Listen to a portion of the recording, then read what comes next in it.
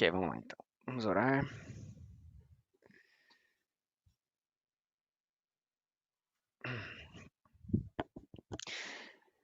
Obrigado mais uma vez, Senhor, por nos reunir aqui nesse grupo, através da internet, para nós estudarmos a Bíblia juntos, aprendermos mais sobre Ti e sobre o plano da salvação.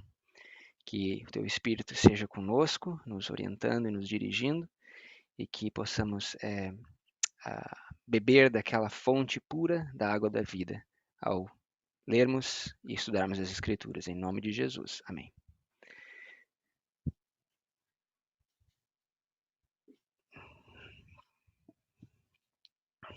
Muito bem.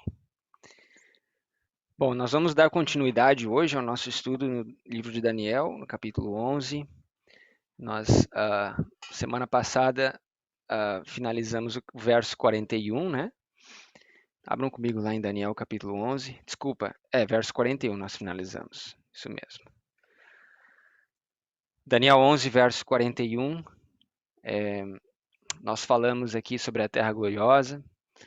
Passamos um estudo inteiro falando sobre a Terra Gloriosa, o que representa a Terra Gloriosa para nós, né? Vimos que assim como Deus teve uma terra gloriosa no passado, uma terra de liberdade religiosa, uma terra de paz, prosperidade, Deus também tem a sua terra gloriosa para a igreja de Deus, para o Israel moderno, nos nossos dias, né? Uma terra de liberdade religiosa também.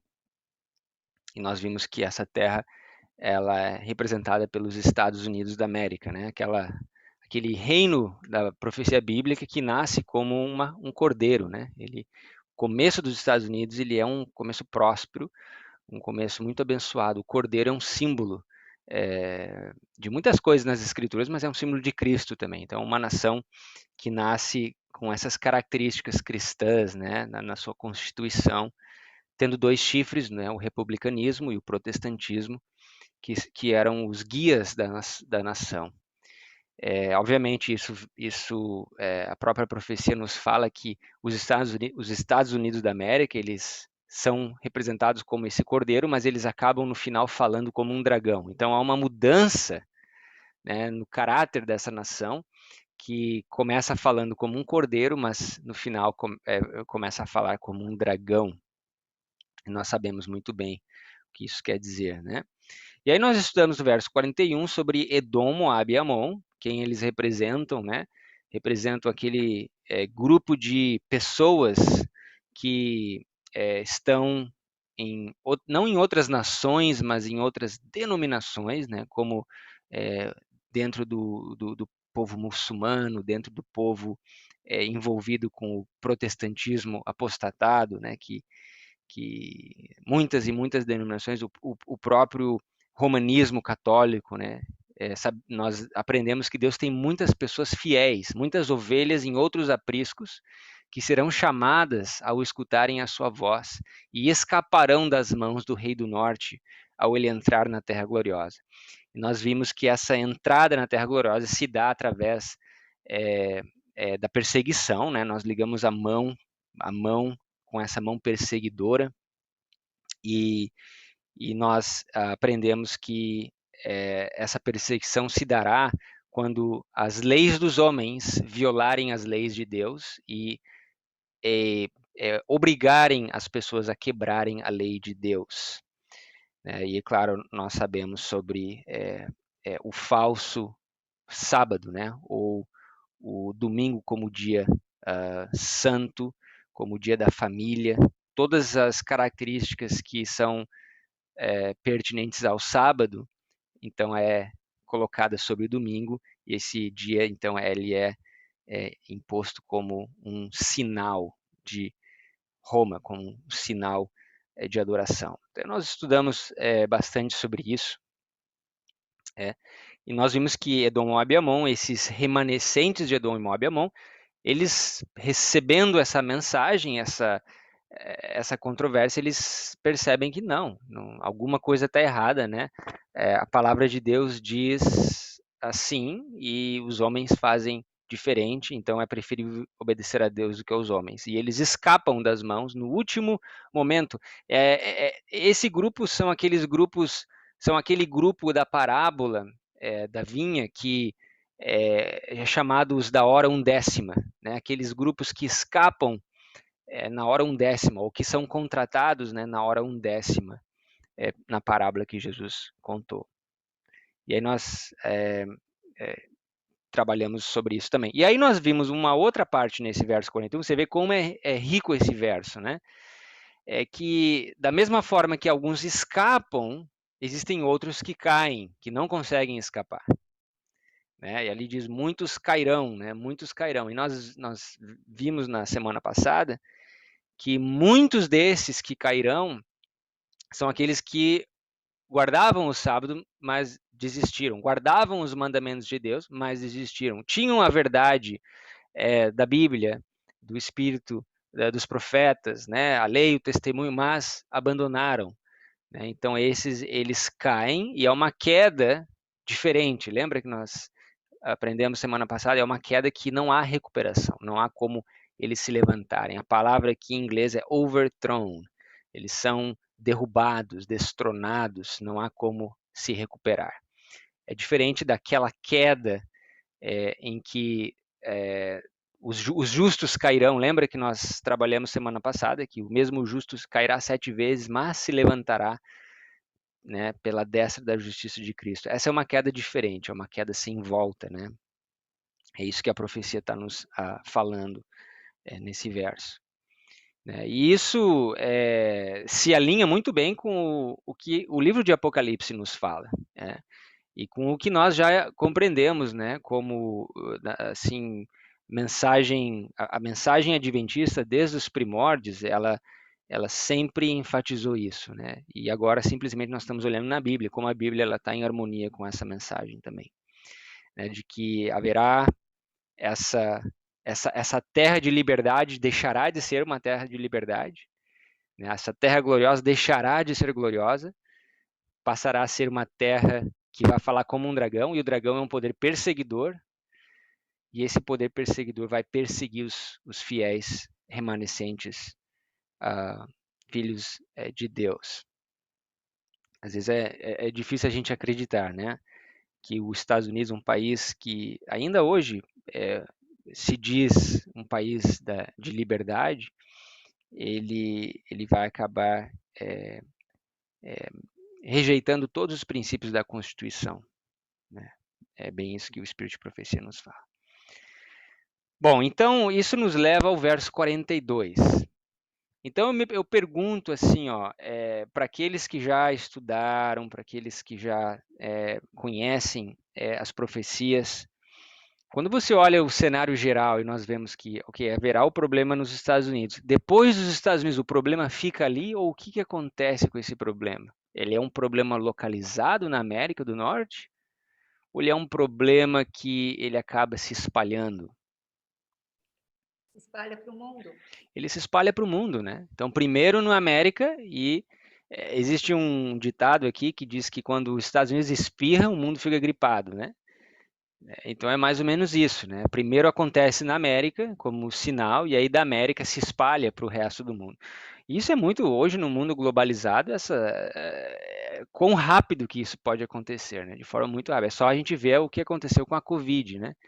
Em dezembro estava só na China, em janeiro já estava no mundo inteiro, praticamente, né? E aí nem um ano depois, alguns meses depois, chegou no Brasil, né? Acho que foi fevereiro ou março, primeiro, uns meses depois. Então, com o mundo globalizado, né? Isso aí viaja muito rápido e existem outros exemplos que nós poderíamos citar aqui de como que certos países que fizeram leis e como que outros países acabaram copiando essas mesmas leis, né? Então é mais ou menos nessa linha.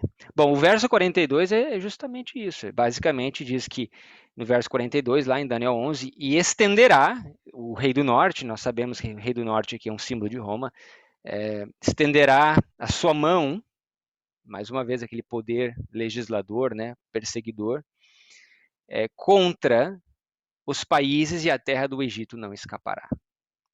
Bom, o que nós vamos ver hoje é o que o Egito representa nesse verso. Vocês já me deram a resposta. Né? Nós já sabemos que o Egito aqui, nós vamos ver, é um símbolo do mundo. É um símbolo do mundo. Primeiro na América do Norte, depois se espalha pelo mundo. Ok? Então, eu queria lembrar para vocês o princípio importante para nós entendermos esses símbolos no livro de Coríntios.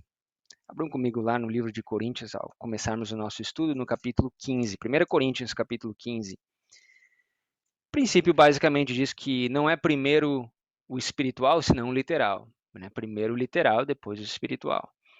Esse princípio ele é importante. Então, olha só no verso 46. 1 Coríntios 15, verso 46.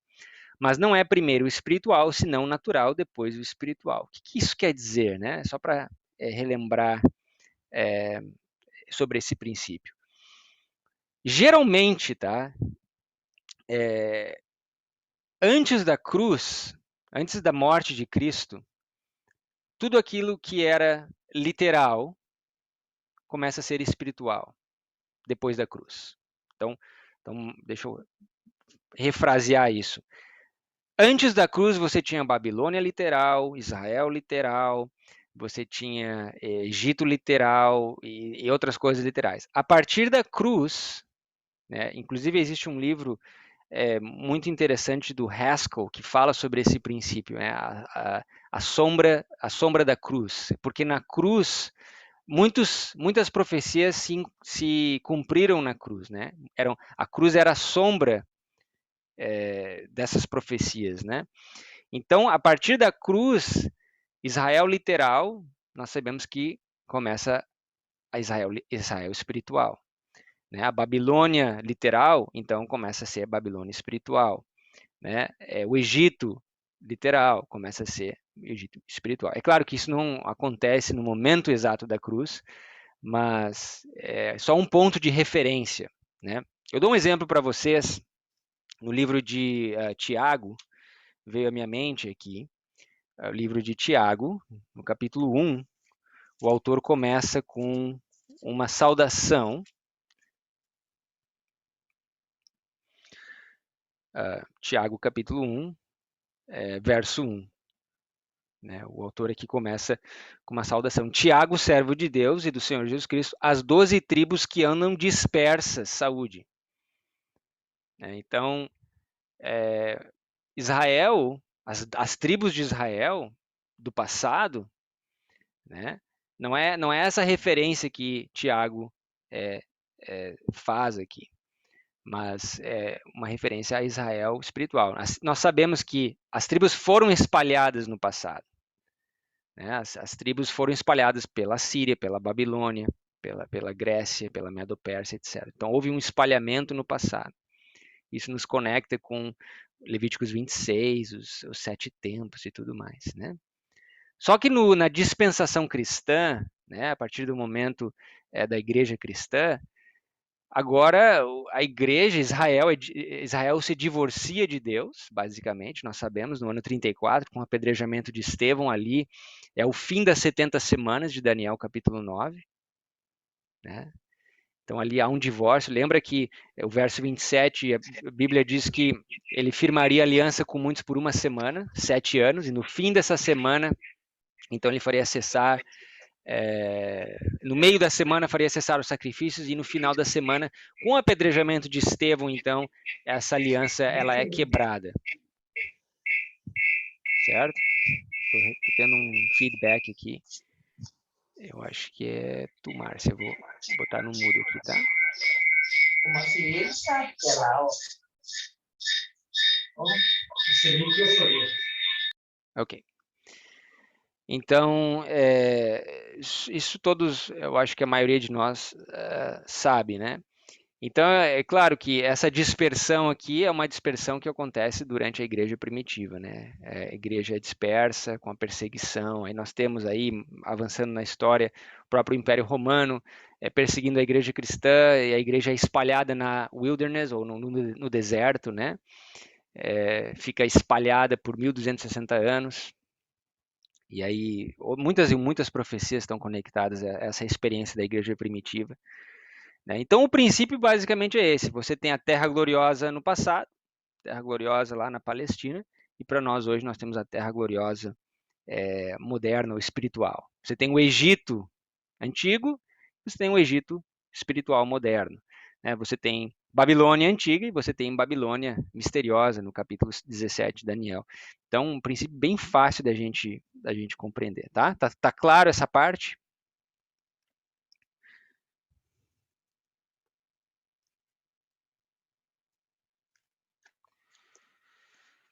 Ok. Então, abram comigo em Jeremias capítulo 46. E vamos dar uma olhadinha o que aconteceu com o Egito literal na época que o rei do norte, porque essa é a história de Daniel, é o rei do norte conquistando o Egito, certo? Vamos ver se aconteceu isso de forma literal no passado. Se o rei do norte conquistou o Egito literal de forma real no passado, né? Porque é daí que Daniel tira os símbolos, ou Gabriel, né? Cristo, ao dar a profecia a Daniel, tira esses símbolos.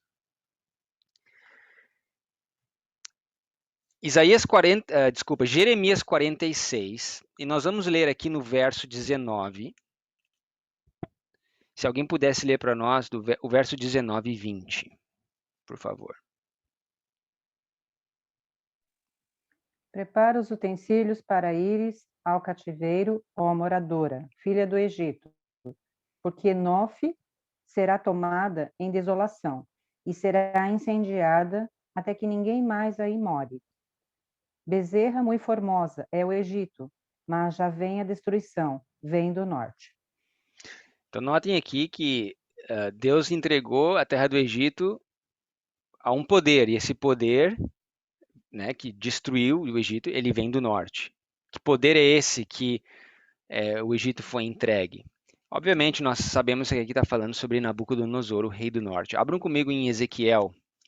Veja como Ezequiel conta essa mesma história, dando detalhes importantes. Ezequiel 29.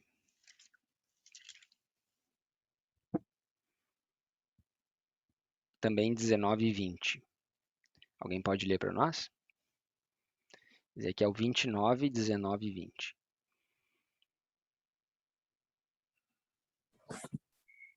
Portanto, assim diz o Senhor Deus: eu darei a Nabucodonosor, rei de Babilônia, a terra do Egito, e ele levará a sua riqueza. Tomará o seu despojo e roubará sua presa, e isto será a recompensa do seu exército. Como recompensa do seu trabalho com que serviu contra ela, lhe dei a terra do Egito, visto que trabalharam por mim, diz o Senhor Deus. Muito bem. Então veja que Nabucodonosor, o rei do norte, também conquista a terra do Egito, né? Então no verso 41 ele conquista a terra gloriosa, e aí ele vai descendo e conquista a terra do Egito. Ok? Nabucodonosor, o rei do norte. Então, da mesma forma que o Egito foi conquistado no passado pelo rei do norte, Daniel 11:42 aponta que o Egito será conquistado novamente pelo rei do norte. Ok? Abram comigo em Isaías agora. Isaías 19.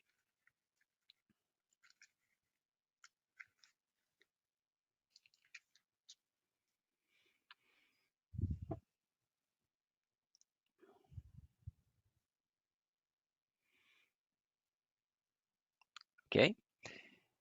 Eu vou ler esse verso para nós e aí eu vou.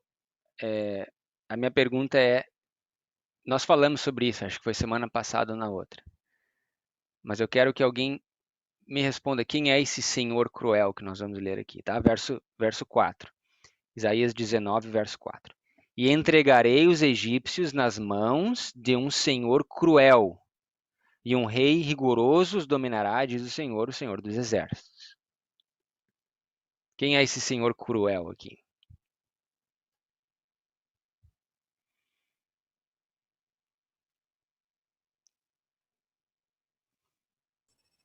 Não é o Nabucodonosor? Nabucodonosor, nós lemos Jeremias, Ezequiel, né? A destruição veio do norte. Mas aí eu pergunto, quem é o Senhor cruel nas Escrituras? Lembra que nós comentamos que Moisés já havia profetizado sobre esse Senhor cruel que viria? Sim, então é Roma. Né? Então veja que o que Babilônia foi para Israel literal, Roma é para Israel espiritual. Okay? Quem é o senhor cruel nas escrituras? É Babilônia, certo, a resposta é certa. Mas quem é o senhor cruel no livro de Daniel? Abram comigo em Daniel capítulo 8. Nós lemos esse texto outro dia. Daniel 8. Olha só, no verso 21, né? Mas o bode peludo é o rei da Grécia, o grande chifre que tinha entre seus olhos é o primeiro rei. Então temos a Grécia, daí depois o ter sido quebrado e levantados 4 reis do seu lugar, então nós temos os seus generais, significava que 4 reinos se levantarão, 4 reis, né, da mesma nação, mas não com força dele. Mas no fim do seu reinado, quando acabarem os prevaricadores, se levantará um rei feroz de semblante, será entendido em adivinhações. Então essa linguagem, né, que nós conectamos lá com Deuteronômio 28, esse rei feroz de semblante, esse rei cruel, né, é também um símbolo de Roma. Gui, Então, sim. Gui, desculpa, qual é a última passagem que você deu de Daniel, que identifica quem é o Senhor cruel? Daniel 8, 8. verso 21 ao verso 23. Tá. Posso fazer uma pergunta aqui? Sim. Como é que a gente sabe, em Isaías 19:4, que está se tratando aqui do Senhor cruel espiritual e não o literal? Não, está se tratando dos dois, justamente dos dois. Ah, tá. Né? Porque literalmente foi Nabucodonosor. Só que a Babilônia não existe mais, né? O rei da Babilônia foi destruído. E essa é uma ótima pergunta. Voltem comigo em Isaías 19. Aqui está a razão, Márcia, da tua pergunta. Uma ótima pergunta. E aqui nós temos, vamos dizer assim, o argumento para nós fazermos essa conexão aqui no próprio capítulo 19. Com Então, Deuteronômio 28, né? Você falou. sim, está conectado lá também, né? Mas em Isaías 19, que é o texto que nós lemos, né? E é a sua pergunta, né? Entregarei os Sim. egípcios nas mãos de um rei cruel. Como é que a gente sabe se esse rei cruel é Babilônia ou Roma? E eu digo, é os dois. Por quê? Porque isso se cumpriu literalmente com a Babilônia, quando eles invadiram o Egito, como nós lemos em Ezequiel e Jeremias e tantos outros profetas. Mas também isso é uma profecia para o final dos tempos. Como é que a gente sabe? Olhe lá no começo do capítulo. Olhe só no verso 1. Peso do Egito, eis que o Senhor vem cavalgando numa nuvem ligeira e entrará no Egito, e os ídolos do Egito estremecerão diante dele, e o coração dos egípcios se derreterá no meio deles. Porque farei com que os egípcios se levantem contra os egípcios, e cada um pelejará contra o seu irmão, e cada um contra o próximo, cidade contra cidade, reino contra reino.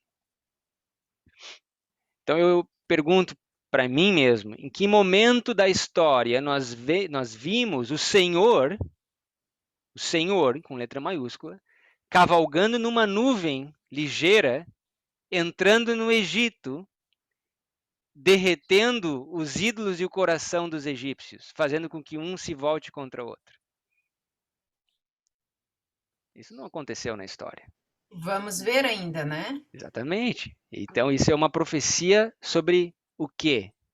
Quem é esse Senhor que vem O tempo cavalgando do numa fim. nuvem? A vinda? A segunda vinda de Cristo, né? Cristo vem com as nuvens do céu, né? E ali diz que os corações derreterão, né?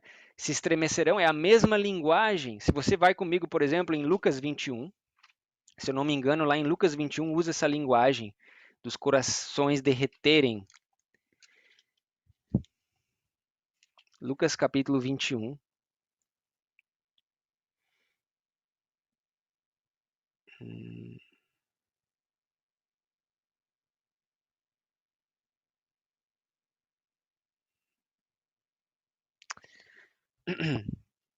Aqui, ó. Em português a expressão é diferente. Se eu não me engano, no inglês usa essa expressão derreter. Deixa eu pegar a Bíblia aqui em inglês.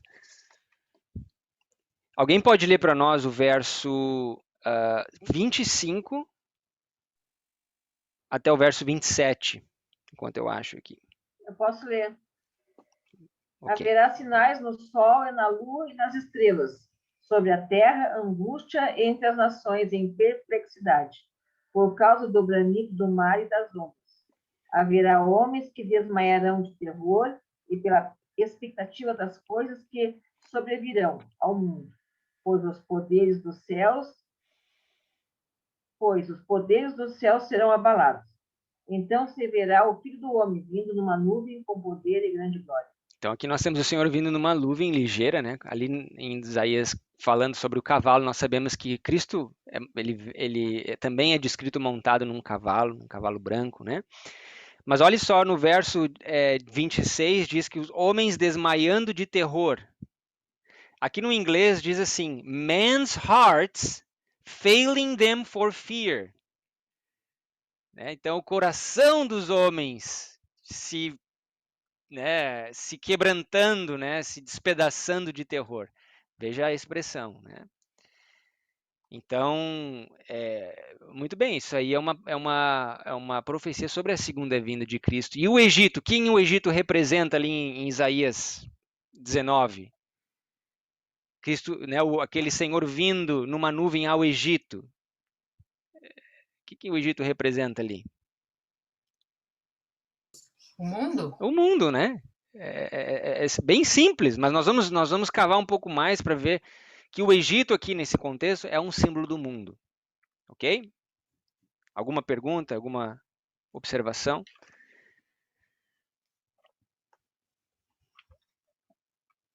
Ok, abram comigo em Êxodo capítulo 20 para nós vermos aqui que o Egito é um símbolo do mundo. Ok?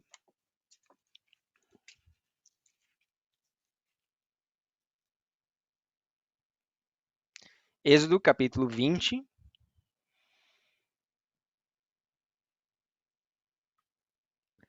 Verso 1 e 2. Alguém pode ler para nós?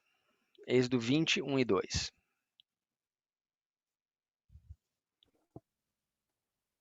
Então falou Deus todas estas palavras, dizendo: Eu sou o Senhor teu Deus, que te tirei da terra do Egito, da casa da servidão. Muito bem. Então, o Egito aqui, eu usei esse verso, mas poderia usar vários outros, né? Por que o Egito aqui está conectado com a casa da servidão? Servos do pecado. Sim, eram servos do pecado, mas aqui em específico diz que Deus tirou eles da terra do Egito, da casa da servidão. Por que era a casa da servidão? O povo de Deus eram escravos. Idolatria? Eram escravos, né? Eles eram escravos lá. Sim. Né? Então, de forma bem simples, bem assim, né? Eles eram escravos, estavam escravos no Egito, né? Durante um pouquinho mais de 200 anos, não 200 anos escravos, claro, né? Mas com a chegada de José e depois Jacó, né? 30 e poucos anos depois, com os seus irmãos, viveram bem no Egito, né? Até que José morreu, né? E um outro faraó começou a reinar e com o tempo, então, eles começaram a escravizar esse povo que vivia na terra de Goshen, na parte norte do Egito, né? Próximo ali ao mar Mediterrâneo. Então, eles estavam ali naquela situação, né, de servos, né? Então, o Egito é a casa da servidão. Abram comigo em Gálatas, agora, no capítulo 4. E vamos ver como é que Paulo coloca essa situação. Gálatas, capítulo 4.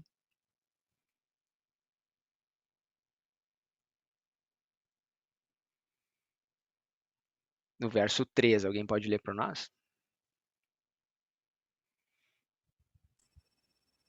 Assim também nós, quando éramos menores, estávamos servilmente sujeitos aos rudimentos do mundo.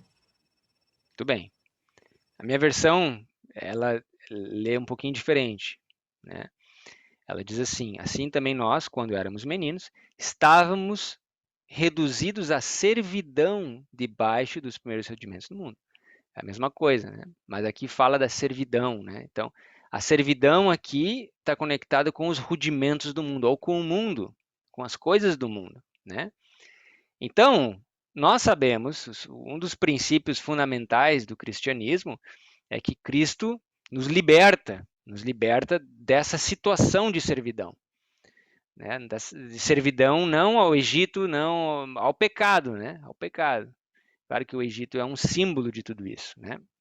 Então, aqui nós temos a servidão conectada com o mundo, da mesma forma que a servidão estava conectada com o Egito. Como Deus tirou o povo de Israel do Egito, da terra da servidão, e levou-os para uma terra que emana leite e mel, a Canaã, Deus quer nos tirar do Egito espiritual, do pecado, da terra do pecado, abrir o Mar Vermelho e nos levar para a Canaã. Não a Canaã terrestre, a Canaã celestial. Né? Então, são princípios básicos que nós sabemos muito bem. Né?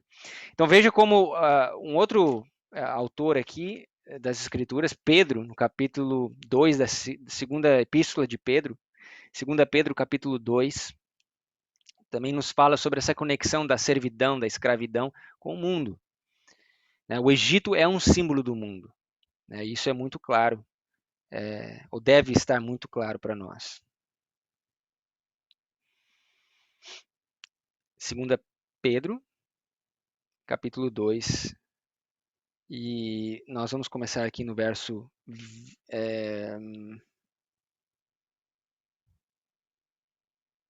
19 até o 22, se alguém puder ler para nós.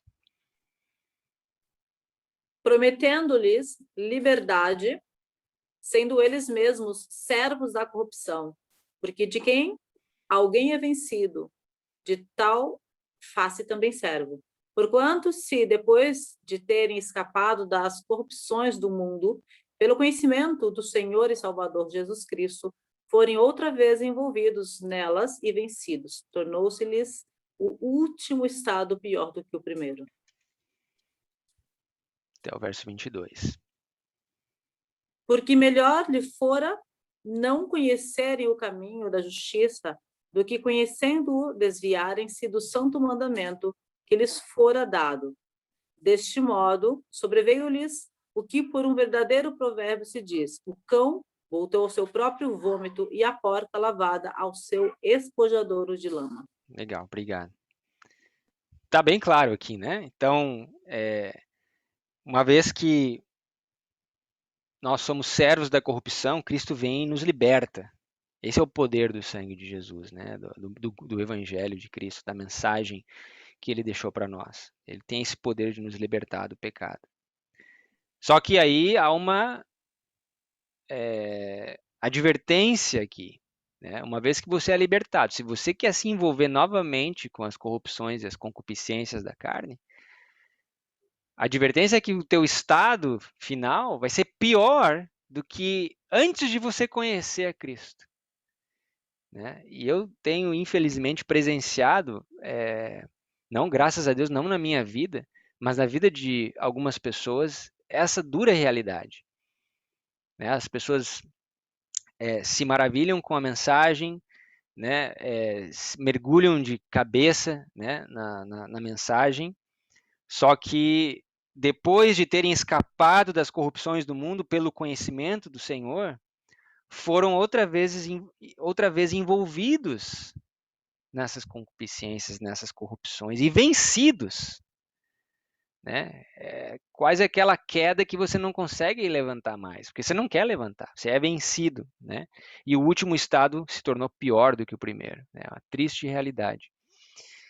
Agora, eu pergunto para vocês, isso aconteceu com o pessoal lá que saiu do Egito? Temos nós algum momento na história que nos atesta dessa verdade aqui? O que acontece quando eles saem do Egito? Deus está libertando eles da corrupção, da escravidão, da servidão. Alguns momentos depois, ali, alguns meses depois, eles já estavam o quê? Queriam voltar para o Egito, murmurando. Queriam voltar para o Egito, né? E muitos voltaram no coração. E o que aconteceu? Provavelmente se tornaram escravos novamente. Se tornaram escravos do pecado novamente.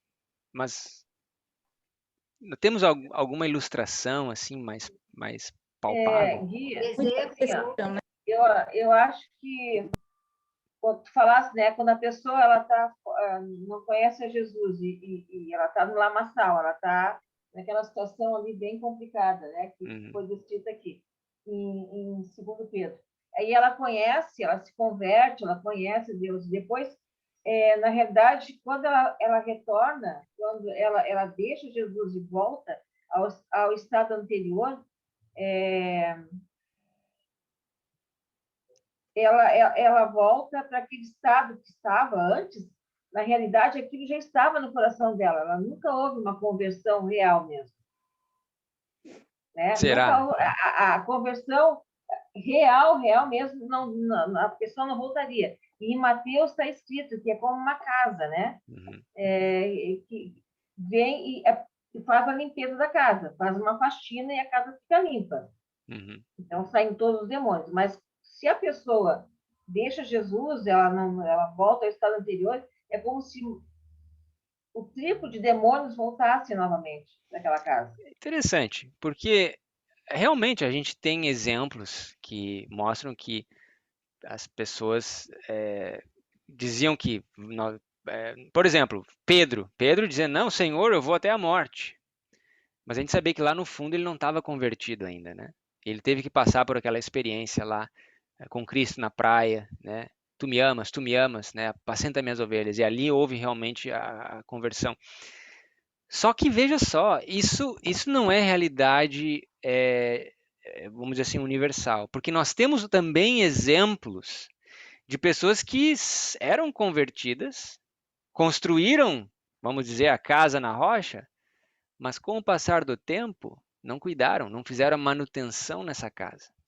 Para mim, o exemplo clássico de uma pessoa que ilustra, que inclusive nos dá uma advertência, dizendo assim: aquele que está de pé, cuide que não caia.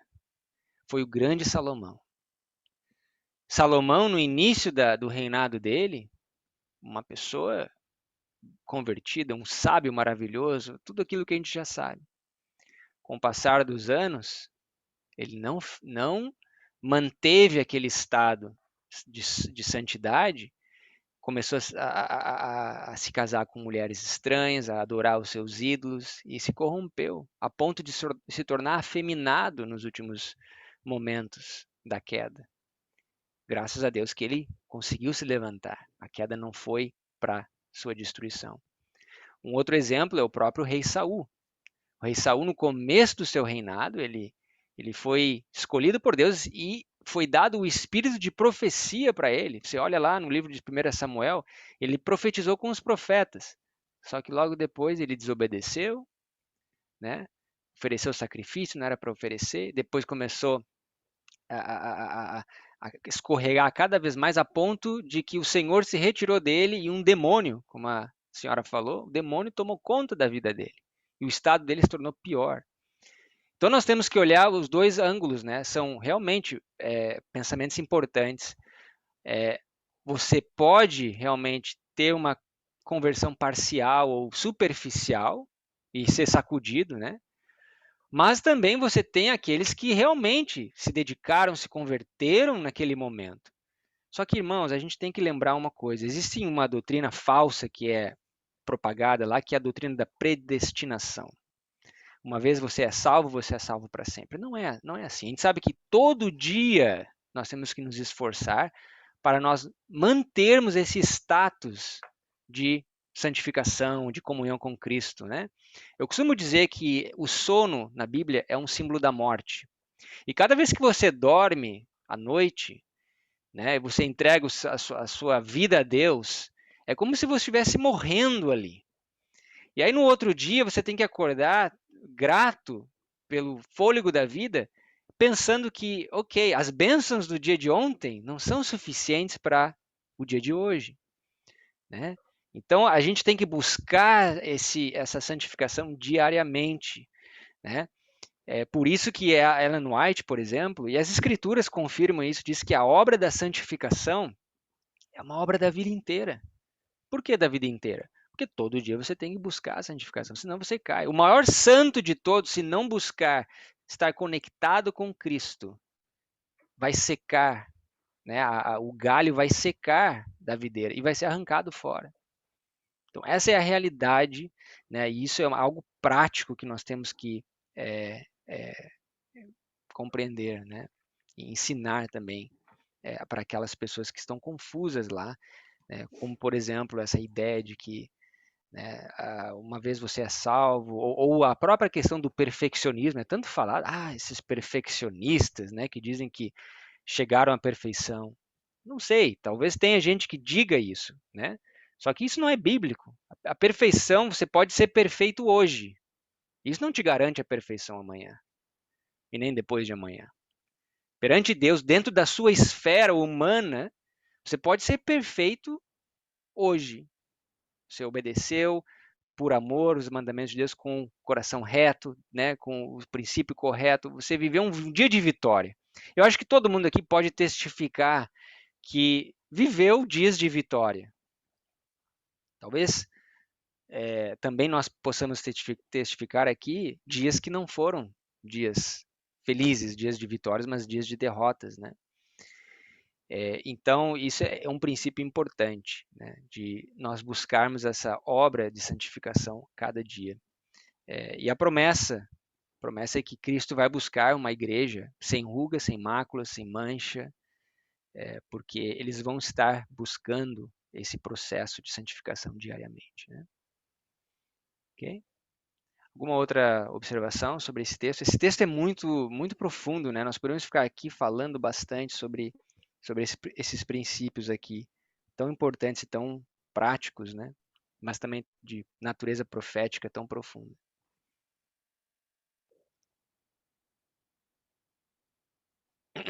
Ok? Ok, abram comigo lá em Miqueias. Livro de Miqueias, capítulo 6. E aqui nós vamos ver como que Deus tirou, ou por quem que Deus tirou, né, o povo do Egito. Quem foi que ele usou para tirá-los do Egito? Obviamente, aqui nós podemos falar dos poderes sobrenaturais que aconteceram lá, mas Deus usou homens e mulheres para libertar o povo do Egito. Da mesma forma, Deus quer usar homens e mulheres hoje para libertar o seu povo do Egito, libertar o seu povo da servidão, da escravidão do mundo, dos rudimentos do mundo, né? Das concupiscências da carne. Então, em Miqueias, no capítulo 6, verso 4, o que diz ali? Alguém pode ler para nós? Pois te fiz subir da terra do Egito e da casa da servidão, te remi, e enviei diante de ti a Moisés, Arão e Miriam. Muito bem. Então aqui nós temos 3 indivíduos sendo usados por Deus, né?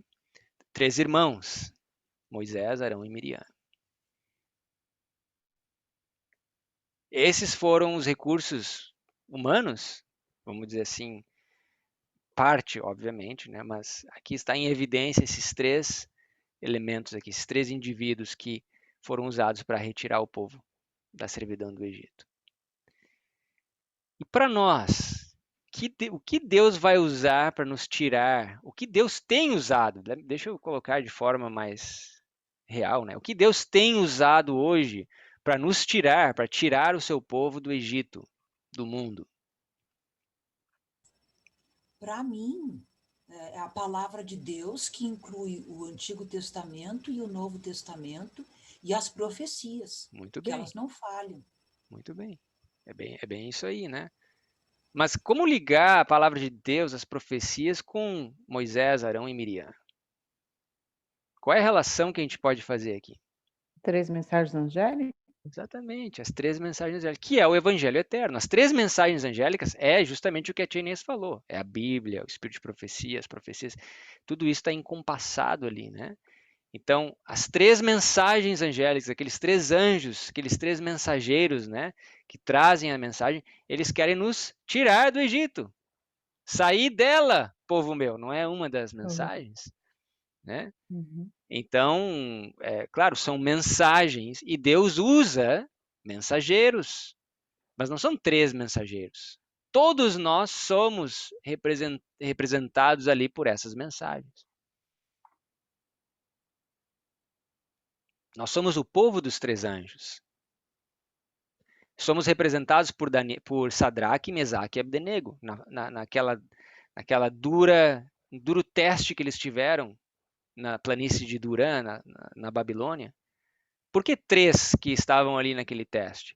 Porque representa o povo dos 3 anjos. Também o povo do Pai, do Filho e do Espírito Santo. Eu gosto dos 3 anjos, porque para nós é um símbolo do Evangelho eterno, que é proclamado a todos os que habitam sobre a terra. Né? Então, os 3 anjos, as 3 mensagens angélicas, são os instrumentos pelo qual Deus tira o seu povo do Egito,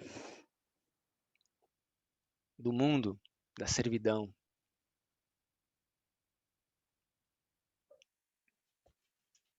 Ok? Então, eu queria colocar isso ali também para a nossa reflexão. Voltem comigo em Isaías 19, porque nós já lemos ali no verso 1 como que essa profecia se aplica para a segunda vinda de Cristo, né? Como que o Egito aqui é um símbolo do mundo, se aplica para os nossos dias. Desculpa, Isaías 19 não. Vamos para Ezequiel, capítulo 29. Nós já lemos Isaías 19. Eu queria mostrar para vocês em Ezequiel, capítulo 29, o que o Egito também, o que a Bíblia conecta com o Egito aqui. É um símbolo do mundo, né? Nós vimos. E aqui no verso 3, se alguém puder ler para nós, conecta o faraó também a uma outra coisa importante. Ezequiel 29, verso 3. Fala e diz, assim diz o Senhor Deus, eis-me contra ti, ó Faraó, rei do Egito, grande dragão, que pousas no meio dos teus rios e que dizes, o meu rio é meu, e eu o fiz para mim. Muito bem. Nós estudamos isso no passado, lembram? Quando nós estávamos estudando sobre o rei do sul, nós vimos que o rei do sul estava conectado com o Egito em Apocalipse 19, que foi simbolizado ali como um elemento da França teísta, lembra? Nós fomos ali no Egito e nós vimos ali que o Egito conectado com o dragão também traz esses elementos que nós vimos na Revolução Francesa, né? Que estavam conectados com esse dragão vermelho, né? Esse espírito de revolução. Então você pode pegar todos esses elementos e colocar no mesmo pacote, porque também se representa aquilo que está no mundo, né? A concupiscência, né? Os rudimentos, como Pedro coloca, os rudimentos do mundo são esses. Né? É esse tipo de espírito que a gente vê, que é o espírito de rebeldia, o espírito de rebelião, o espírito de revolução, espírito de protestos e etc, etc.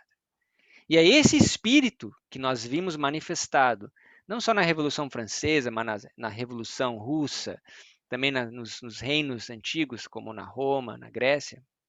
É esse espírito do dragão que os Estados Unidos vai começar a falar. Lembra que nós comentamos que a nação americana, em Apocalipse 13, ela é apresentada como uma ovelha, como um cordeiro, com 2 chifres, republicanismo, protestantismo, mas esse cordeiro ele começa a falar como um dragão. Uma nação fala através da sua constituição, das suas leis. E isso é um indicativo de que essas leis, que eram leis de liberdades, elas vão começar a ser leis de restrição, leis de perseguição, e isso não vai ser nada bom para o povo de Deus, né? Isso nós já estamos vendo acontecer de forma parcial, né? Quando os Estados Unidos já possuem certas leis que vão totalmente de encontro, né, com as verdades que nós conhecemos aqui nas Escrituras, né? Então, Gui, sim. Gui, aqui também a gente vê bem isso que você falou, é a questão do ateísmo, da idolatria, da rebelião, é o espiritualismo, né? Exatamente. Porque o espiritualismo entende que, por si só, eu, por mim mesma, consigo alcançar a evolução Uhum. da minha alma, e a alma é eterna, né? A imortalidade da alma, ou Exato. seja, é uma rebelião completa aquilo que é a verdade, de fato, né? E eu estava vendo aqui que a besta, o dragão e o falso profeta, nesse caso, o dragão não tem uma configuração de poder político, né? Mas sim o dragão como espiritualismo, né? A besta, o catolicismo, o dragão, o espiritualismo, e o falso profeta, o protestantismo apóstata, e não uma divisão de três grandes poderes, né? Uhum. Exatamente, é um ponto Tá importante. certo isso? De fato, ali é uma ênfase, porque fala dos espíritos imundos que saem da boca daquelas rãs, né? Então, de fato, ali falando de um aspecto espiritual, né? E Tá. são esse espírito imundo são essas falsas ideias, né? Essas falsas sistemas religiosos, se tu me permite, que enganam, mas também nós temos outros momentos na Bíblia que configura a Babilônia nos últimos dias, esses três poderes, a besta, o dragão e o falso profeta, como também no seu aspecto civil, né, e político. Então Tá. são momentos, mas aí é bem isso mesmo, né? Mais uma Muito bom. maneira de aplicar. São Exato. maneiras diferentes de usar os mesmos símbolos. Exatamente, né? Mas é muito Tá. boa a tua colocação, porque a religião do dragão é o espiritualismo. Essa é a filosofia do dragão. E aí, se você quiser olhar um lado mais político, você pega as nações hoje, porque o dragão é um símbolo das nações que se unem, ou das Nações Unidas, né? O mundo inteiro se unindo. E qual é a religião das Nações Unidas, né? Qual é a filosofia por trás? É o espiritualismo. É espiritualismo total. É só você pesquisar isso, você vai ver que repleto de espiritualismo, né? O ateísmo, inclusive, é uma religião espiritualista, né? Você diz que não tem Deus, mas na verdade você está dizendo eu sou o meu Deus, né? Gui, exatamente aqui que eu quero falar uma coisa que me chamou a atenção nesse verso que nós acabamos de ler. O que eu entendi nesse verso é que o faraó, o rei do Egito, diz: o meu rio é meu e eu o fiz para mim mesmo. Ou Exato. seja, ele se coloca no lugar do Criador. Exatamente. Ele expulsa Deus e ele é o próprio Criador para ele. Exato. O que ele disse para Moisés? Quem é esse Deus para deixar o povo de Israel ir? Eu! Né? Eu sou Deus. Eu sou o filho do sol, né? O faraó no Egito, né? A dinastia do faraó, eles acreditavam que eles eram o filho encarnado de Deus. Então, claro, você não precisa de um Deus. E o espiritualismo, o espiritismo é a mesma coisa. Por quê? Outro dia eu estava conversando com a B, uma amiga dela, dizendo, né, que eu sou de tudo, eu sou espírito, eu acredito em tudo. E aí a B disse, não, mas espera aí, você se diz cristã e você se diz espírita? É a mesma coisa você dizer que eu estou de preto e eu estou de branco. Uma coisa não fecha com a outra. Ou é um ou é outro, né? Eu tô com sede, mas eu não tô com sede. Eu tô com fome, mas não tô com fome. Não dá, né? E aí ela explicou, disse, olha, com todo carinho, ela disse, olha, o espiritismo, né, ele basicamente ensina, e você sabe, a minha esposa, ela foi espírita durante um tempo da vida dela, você sabe que você tem outras chances para melhorar. Você tem outras vidas para buscar a sua evolução. Em linhas gerais, né? Bom, se eu tenho outras vidas, para que Cristo? Para que cruz? Não é? Para que sacrifício? Para que todo esse plano de salvação? Não tem sentido nenhum, né? Então, ou uma coisa ou outra. Né? Então, são antagônicos, né? Antagônicos. Então, é bem isso, né? É bem isso. Como o espiritualismo e o ateísmo, eles andam de mãos dadas, né? Eles andam de mãos dadas. Muito bem. Eu queria encerrar só lendo algumas passagens aqui dos testemunhos para cravar o prego de uma vez por todas, né? Como se diz. O primeiro texto se encontra em Testemunhos, volume 1, página 131, e parágrafo 2, ele diz assim: por que é tão difícil viver uma vida abnegada e humilde? Porque os professos cristãos não estão mortos para o mundo. É fácil viver depois de estarmos mortos. Mas há muitos que desejam os porros e cebolas do Egito. Aqui é uma referência lá, né, quando eles reclamaram que a gente não quer mais esse maná, estamos enjoados. Nos manda de a gente voltar para o Egito, a gente está com saudade dos peixes, das cebolas, dos alhos.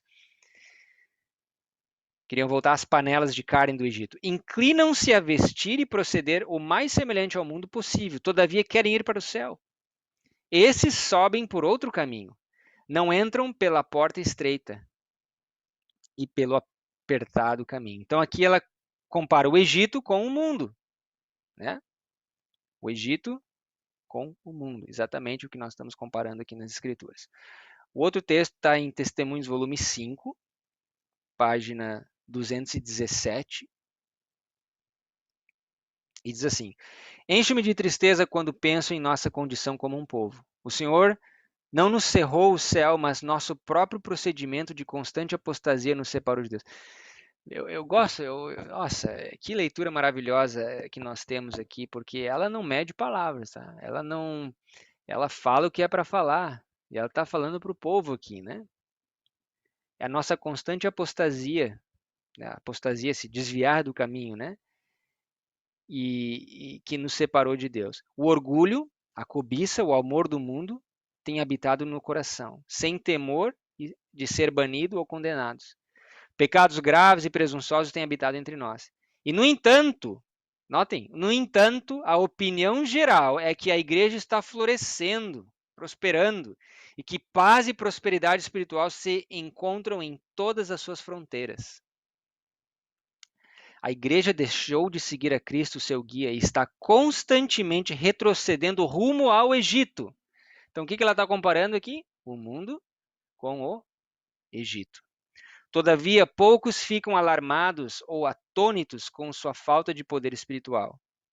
Dúvidas e mesmo descrença dos testemunhos do Espírito de Deus estão levando nossa igreja por toda parte. Satanás assim o deseja. Então, da mesma forma que lá no passado, né, eu perguntei para vocês que momento da história nós vemos o povo de Israel querendo voltar para o Egito, querendo voltar para o mundo. Logo depois que eles saíram do Egito, já queriam voltar. Estavam com saudade daquelas refeições de graça que eles recebiam no Egito, né? Aqui hoje nos Estados Unidos se critica muito welfare. Welfare são aquelas pessoas que recebem welfare, ficam em casa, sem trabalho e ficam sendo sustentados pelo governo. Então eles estavam escravos lá, na condição de escravos, mas recebiam comida de graça e achavam que estava tudo certo, né? Quantas pessoas hoje vivem nesse estado de escravidão, né? E porque recebem algo em troca, que possam, né, aproveitar aquele momento, né? Não conseguem se libertar dessa situação. É triste, né? Bem triste. E o último texto é no volume 6 dos Testemunhos, e aqui vai nos conectar aqui, fechar o loop, né? Página 18, Testemunhos, volume 6, página 18. Quando os Estados Unidos da América, o país da liberdade religiosa, se aliar com o papado a fim de dominar as consciências e obrigar os homens a reverenciar o falso sábado, os povos de todos os demais países do mundo hão de ser induzidos a imitar-lhe o exemplo. É basicamente o que a gente falou no começo, né? Primeiro os Estados Unidos, depois essa mesma imposição, a consciência de obrigar os homens a quebrar a lei de Deus, será então exercida ou induzida nos outros países. Ok? Então, esse é o meu entendimento, né, do verso 42 de Daniel, onde nós vemos ali o Egito mencionado no verso 42. Abram comigo ali em Daniel 11:42. Nós vamos ler de novo, então, ver se fica mais claro. Daniel 11:42. E o rei do norte estenderá a sua mão contra os países, no plural aqui novamente, né? E a terra do Egito não escapará. Então, o mundo não escapará desse senhor cruel, né? Dessa lei sobre a consciência dos homens. E aí o verso 43. E apoderar-se-á dos tesouros de ouro e de prata, de todas as coisas preciosas do Egito. E os líbios e os etíopes o seguirão. Então, semana que vem, nós vamos lidar com o verso 43. Ok? Verso 43 fala que ele se apodera das riquezas, do ouro, da prata, do Egito, do mundo. E que os líbios e os etíopes o seguirão, marcharão ao seu comando, ao seu passo, ao seu comando, né? Tá bom? Era isso que eu tinha para nós hoje, até conseguir acabar no horário. Alguém tem algum comentário final, alguma pergunta?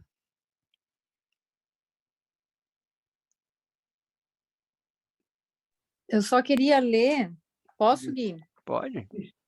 Um texto da Signs of the Times, que está na nossa revista ali do Tempo do Fim, que ela fala também, que é bem interessante, onde ela diz: muitos não estão a desenvolver-se em fortaleza, porque não estão a crer na palavra de Deus. Estão a conformar-se com o mundo. Cada dia assentam as suas tendas mais próximo do Egito, quando deveriam acampar a um dia de distância da Canaã celestial. É verdade.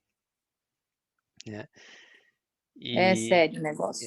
E essa situação que a igreja se encontra, ela é a situação que Israel se encontrou no passado. Eles eram para entrar em 3 meses na terra, eles levaram 40 anos por causa da rebeldia deles. Não foi porque Deus quis que eles ficassem andando no deserto lá. Não, foi por causa da desobediência deles mesmo, né? Então, e é por isso que a igreja ainda está no deserto, né? Mas Josué, né, e aqueles que restaram, né, toda aquela geração passada tinha morrido, menos Josué e Caleb, eles entraram na Terra Prometida, né? E aí nós temos a história de Jericó, que é um símbolo dos últimos dias, né? Um símbolo maravilhoso, fantástico dos últimos dias, né? Testificando que a jornada do deserto vai acabar. Uma hora ela acaba, né? E oxalá seja a nossa geração. Tá bom? Mais algum comentário?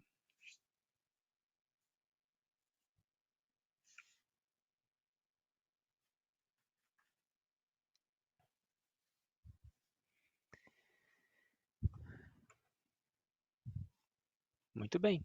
Obrigado pela participação de vocês. Nós vamos orar então, para nós encerrarmos o estudo. Muito obrigado, Senhor, por essa hora de estudo, reflexão e tantas coisas lindas e interessantes que nós encontramos nas Escrituras. Sabemos que a palavra de Deus, a tua palavra, ela está repleta das marcas, das impressões digitais do nosso Criador. Esse único Deus que declara o fim desde o princípio. E desde a antiguidade as coisas que ainda não sucederam. E ao vermos as profecias que se cumpriram de forma tão precisa e exata, isso nos aumenta a fé, nos enche o coração de esperança de que em breve aquilo que ainda não se cumpriu se cumprirá. E que nós possamos estar prontos, preparados naquele dia e dizer: esse é o nosso Deus, a quem aguardávamos e Ele nos salvará. É o nosso desejo, a nossa oração. Abençoe-nos essa nova semana. Abençoe-nos com paz, com saúde, com vigor e com sabedoria para enfrentar o dia a dia. E que no tempo oportuno o Senhor nos traga novamente aqui para continuarmos os nossos estudos. Em nome de Jesus oramos. Amém.